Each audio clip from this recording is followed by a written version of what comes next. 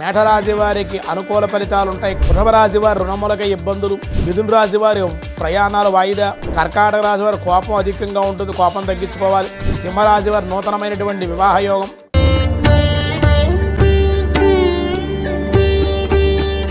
గురవే సర్వలోకానాం భిషజే భవరోగిణః నిదయే సర్వ విద్యానాం శ్రీ గురు దక్షిణామూర్తయే నమః. భక్తివర్ణ ప్రేక్షకులకు శుభోదయం. 23/7/2026 స్వస్తి శ్రీ చాంద్రమానం శ్రీ పరాభవనామ సంవత్సరం దక్షిణాయనం గ్రీష్మ ఋతువు ఆషాఢమాసం శుక్లపక్ష నవమి గురువారం. నవమి ఉదయం 8:38 వరకు, విశాఖ నక్షత్రం తెల్లవారుజామున 3:46 వరకు, వర్జం ఉదయం 7:52 9:36 వరకు, దుర్ముహూర్తాలు ఉదయం 9:56 10:48 వరకు, మళ్ళీ మధ్యాహ్నం 3:06 నుండి 3:58 వరకు కూడా దుర్ముహూర్తాలు. సూర్యోదయం 5:39, సూర్యాస్తమయం 6:33. అమృత గంటలు సాయంత్రం 6:15 నుండి 7:59 వరకు. రాహుకాలం ఈరోజు ఉదయం 1:30 3 గంటల వరకు రాహుకాలం. శుభ సమయం ఉదయం 6 గంటల నుండి 7 గంటల వరకు ఉదయ శుభకాలం. సాయంకాలం 3:30 నుండి 4:10 వరకు శుభకాలం. శుభయోగం రాత్రి 10:20, కౌలవ కరణం ఉదయం 8:38, తైతుల కరణం రాత్రి 9:22. దినారంభ చక్రంలో ఈరోజు ముందుగా మేషరాశి వారికి అనుకూల ఫలితాలు ఉంటాయి, కానీ స్వల్ప అనారోగ్య సమస్యలకు గురి అయ్యే అవకాశాలు అయితే ఉన్నాయి. వృషభ రాశి వారి రుణములకై ఇబ్బందులు, రుణదాతల ఒత్తిడులు పెరిగిపోవడం వల్ల అశాంతిగా ఉండే అవకాశం, ఏ పని చేయలేకపోవడం.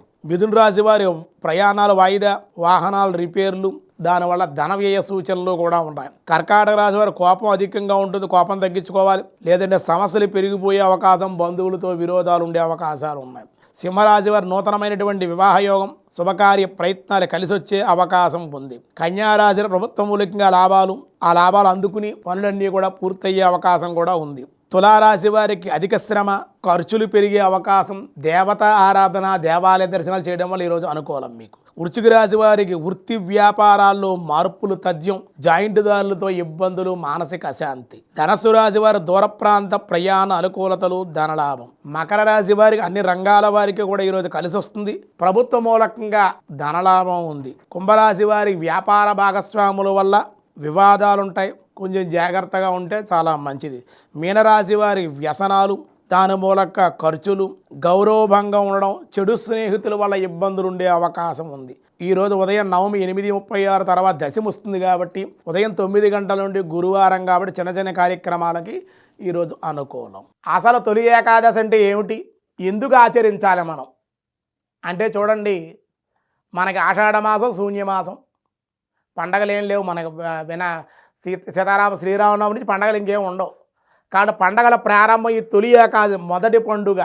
పండుగలలో మొదటి పండుగ తొలి ఏకాదశి కాబట్టి దీని తొలి ఏకాదశి, మొదటి పండుగ అన్న.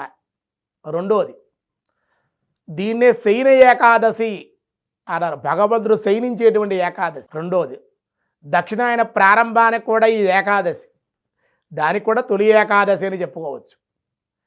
ఏమండి, ఉత్తరాయణ పుణ్యకాలం వెళ్ళిపోతుంది కాబట్టి చివరిసారిగా వచ్చేటువంటి ఏకాదశి కూడా చెప్పదు, దక్షిణాయన ప్రారంభ ఏకాదశిగా కూడా చెప్పవచ్చు.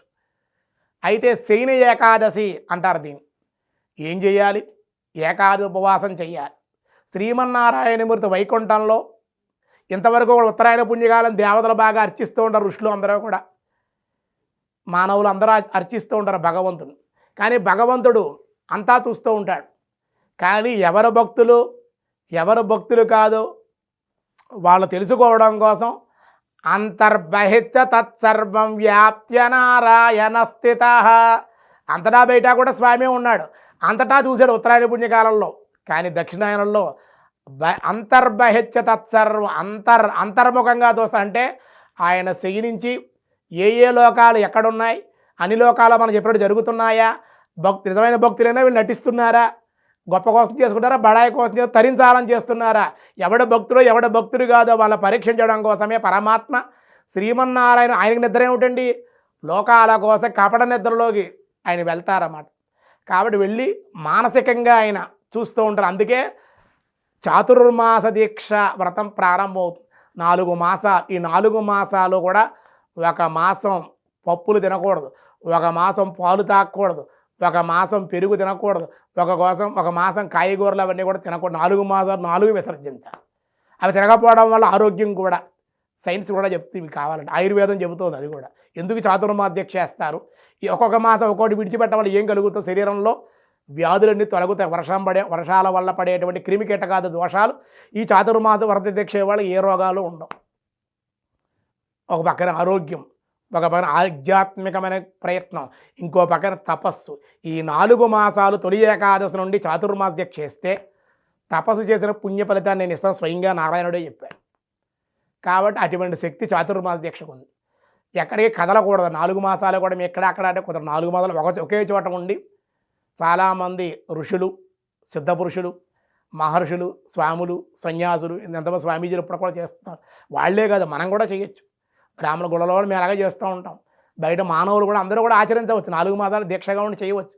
భగవంతుడు స్మరించడం, మంత్రజపం చేయడం, ఇన్ని వేలని చెప్పి ఆఖరణ హోమం చేసుకోవాలి, తర్పణాలు విడిచి బ్రాహ్మణ సమారాధన చేయాలి. ఇవన్నీ కూడా ఈ జపం చేసిన హోమాన్ని ఇంత శాతం అని చెప్తా, దశాహం తర్పణ, దశాహం హోమం, ఇవన్నీ ఉంటాయి. అవన్నీ చేసుకోవాలి. ఇది చాతుర్మాస వ్రతం చేసే విధానం.